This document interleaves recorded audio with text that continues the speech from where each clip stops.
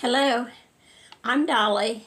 My YouTube channel name is Tea Time with Dolly and Thrifty Living. I'm glad you joined me today. I have my good old tea. So if you would like, get you something to drink and come back and join me for a little visit. If you haven't subscribed yet, I really hope you'll tap that little subscribe. It doesn't cost you anything, but it does help me. And also, if you like the video, to give me a little thumbs up. Okay, are you ready? Okay, today I thought I would talk about emergency funds and sinking funds. I think you all know what emergency funds are. Obviously, they're for emergencies, right? And if you already have emergency fund and sinking fund and enough in it, then good for you. But if you don't, I hope that this will help you. Okay, we have emergency funds because we are going to have emergencies. There's always going to be something go wrong or something happen. I mean, it's not a matter of if it'll happen, it's when will it happen. But if we have that money in the bank waiting, and then when something happens, we can pay cash instead of putting on our credit card and paying a huge amount of interest. I was just thinking, some of the things that could go wrong. You could lose your job or your source of income. You know, you never know. Sometimes you may think, oh, I've got a pretty secure job. But big companies has closed down before. Or they've cut back on things before, cutting out jobs. And even if you're retired and you've got a fixed income that you know you're going to keep, you still have home emergency repairs. I mean, your refrigerator could quit. Your freezer could quit. Any number of things, your washer, your dryer, or even in the winter, your heating system. If you're in a cold state, you definitely need a heating system. And you never know when things can quit. Or even home expenses. I know here I'm not talking about decorating or remodeling, or you want a new kitchen, or that's not what I'm talking. I'm talking about if your plumbing stops up and it won't work, or if your roof starts leaking or your plumbing starts leaking and you need it repaired quickly. That's what I'm talking. Those are emergencies. The others are things you plan on and you save up money for, which could be another account if you want to start saving for something that you want. But say, figure out, you know, what you can afford to put into this account and start it. Even if it's very small, if you think, oh, I don't have any money to put in it, I don't have any money for emergencies, then stop and think. I don't know why my throat's kind of scratching. But stop and think, are you spending money on things that's not a necessity? Could some of that money go into an emergency fund? Like, could you cut back on your groceries? I mean, you still obviously need food and healthy food to eat, but are you buying things you don't need? Are you buying expensive brands when maybe a store brand would work? Are you buying a lot of prepared food that you could prepare yourself cheaper? Are you buying a lot of junk food that you could probably do without, or even make your own? Okay, and if you've already cut down on that as much as you feel like you could, how about a side hustle? Another part-time job. Maybe you could deliver pizzas of an evening, or deliver something. I have a side hustle. I clean a church once a week. And there are cleaning jobs. My husband and I used to work of evenings for a commercial cleaning company. A lot of times they will hire people part-time After the business is closed, you just go in and you clean some offices. In fact, a lot of times they're needing help. If you say, I only have a couple hours to spare, or one day or something, a lot of times they can use you. And also, could you sell things? Do you have things you could sell? Things that just sitting around that you have not used in a long time, or maybe even you've gotten it for a gift and you never have used it and it's still in the box. Those are things that you could sell and on eBay or Marketplace. Maybe get a little money and put that in to get your account started. Because you know, if you don't have an emergency fund, things are going to happen. And then what do? Credit card. Do you know, I checked about a week ago, and the average interest rate on a credit card is 24.84%. That is a lot. That's almost 1/4. That's a lot of money. And if you don't have an emergency fund or any savings saved back, what else can you do? So it's very important to have a savings for that emergency fund.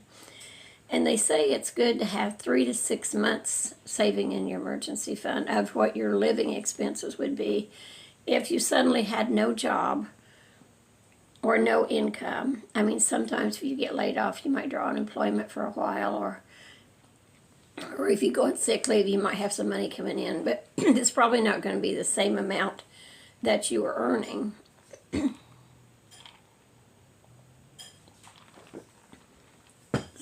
Or some of you, if you lose your job, you may not have anything. So, or you could just be off sick, off for a while, or injured or something. So it's good to have some money saved back. That gives you some money to pay your bills while you're looking for another job or you're recovering from an illness. So anyway, that's about all I've got to say for that. I think you've got the idea there. But if you can continually to put a little bit in every pay or once a month or whatever, because you're going to take money out of there when you do have an emergency, and you got to keep filling that back up. So it's good, and to continually put a little in. Okay, and now I want to talk about sinking funds. I know a lot of you already have that, and some of you may not even know what a sinking fund is. It's an account you put money in, and the money sinks back out. It's things that you're going to be using, you're going to be paying, but they're not monthly expenses. Like, for instance, I pay property tax twice a year, so that's not out of my monthly spending or monthly budget. So I figure out, how much that's going to be a year, and so then I also figure on all these things what they're going to be a year. Like trash pickup also. That's every 3 months for me. I don't know how yours will be, but anything that's not a monthly expense. Tax preparation. If you hire somebody to do your taxes, that's once a year. It's the same way with your license plates for your car. That's once a year. How about Christmas? That's definitely once a year, and that's usually a fairly good size expense for a lot of us. And birthday gifts. Do you buy birthday gifts? Maybe some of you don't, and that's okay, or some of you don't celebrate Christmas, but if you celebrate Christmas or you buy birthday gifts, figure out about how many people you're going to be buying gifts for, and approximately how much you're planning to spend, and add that to your list of your other expenses.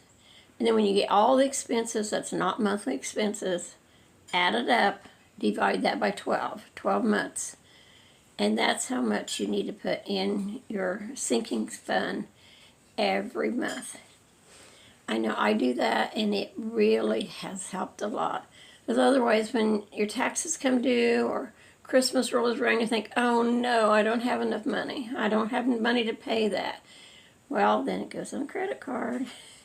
And we don't want that. Or I've heard some people say, well, we're not doing Christmas this year. Well, that's sad, because unless you're just the person that don't want to celebrate Christmas. But if you enjoy celebrating Christmas and you want to celebrate Christmas, you've got all year to plan for it. And this is one of the ways you plan for it. And especially if you have children, they look forward to little gifts and treats for Christmas and their birthdays. Okay, and each person's sinking fund will be different. You're going to have different expenses. Some of you may not have any car expenses. If you live in a big city and you don't drive a car, but you may have public transportation expenses. So you need to figure about how much you're going to spend every month on taxis, buses, trains, however you get around, and put that in your budget. Maybe you don't need a separate account for that if it's the same every month, but it needs to go into your budget so that you've got money for that, or you could have a separate account for it. That's one thing. I definitely think an emergency fund and a sinking fund should be separate accounts, or at least for me it's easier that way. That way I know that when I put money into this account, it's for emergencies. And this account is for my sinking fund for those things that's going to come due. So I highly suggest you have separate accounts for each one. Some of you may even want a separate account for Christmas, and that's okay. Or you can put it in with your sinking fund, as long as you've got it figured in there and know what that's for. One more thing I wanted to mention is a car. A lot of you probably have car payments, and I still do. So when I talk about some of these things, I'm talking about my experiences too, and things I've learned. So when you get done paying your car off, and if you can pay it off early, that's great. But when you get finished paying your car off, if you take the same amount of money, open another account at your bank, put the same amount of money in that account, or even if you're been stretched to the limit and you barely can make your payment now, maybe you can put a little bit less, but put something in the account every month for your next car, because cars do wear out. And that way you've got the money so you don't have to go in debt, or at least if you don't have enough saved, not as much debt for your next car. So I hope this has been helpful to you, and I definitely hope you have some sort of a budget already. If not, make one. List how much money you've got coming in, how much money you've got going out with your bills, and then your sinking fund and your emergency fund.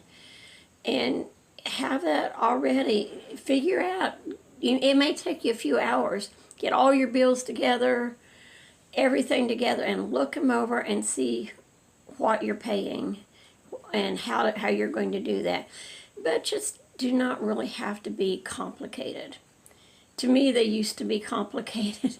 I'd read books and try to figure this out, and they had so many things on there, and it all went into, a lot of them all went into one account, and you were supposed to figure out, how much you can spend on clothing, or how much for this and so much for that. And it seems so complicated, and I would try to make a budget out about once a year. Well, that didn't work too well for me. If some of you that's really great with figures and all, maybe it will work for you, but it didn't work for me. I would make out the budget, work on it, put it up, and forget about it. Well, then I read Dave Ramsey's book. It was given to me for Christmas one year. And I was reading in that, and he said, make a budget every month. And I thought, oh, every month? I do that now. I understand why. Things change. Just this summer, our electric bill changed. Our gas bill changed. We're on a budget with the gas company and the electric company. But you know, at a certain time each year, they look things over and they say, okay, you're using more gas than what's in the budget, or more electricity, or less electricity or gas, and then they estimate it so that you know what they change your budget basically. So therefore, your money you're paying out changes. It could go up, it could go down, and the same way you may get a bill paid off sometime that year, or even that month, or you may get a new expense that you hadn't planned on. So every month you need to make out a new budget. I have a tablet, right on the front of it, budget book, and that's only for my financial things. So I have each month I have listed all my income coming in and my money I'm paying out. And as I make a payment, I put a little check mark by it, and then the new amount. And whenever anything changes, or if I get a new bill or I get a bill paid off, every month, and I can change it, and I can look at it, and I know, okay, how much is this going to be, and how much I've got coming in, and I list all my different accounts on that book. My checking account for my bills, my sinking fund account, and you know, everything that you've got, you list on there in your emergency fund account. So to me, it makes it a lot simpler. I even like to, what I do, and you don't have to do this, but on one page, I write down everything that I spend, not every detail, but like if I get gas, I write down where I shopped at, I mean, what gas station I stopped at, and the amount I spent. Then if I want to, I can look back at the end of the month and I can figure up something. Okay, I spent this much on gas, or I spent this much eating out, or I spent this much on groceries. Then I know maybe where I can cut something, or at least I have an idea where my money's going.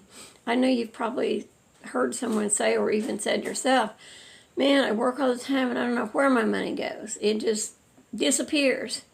Well, if you don't keep track of it, it can do that. It doesn't matter how much you make or how little you make. If you don't keep track of it, it can go.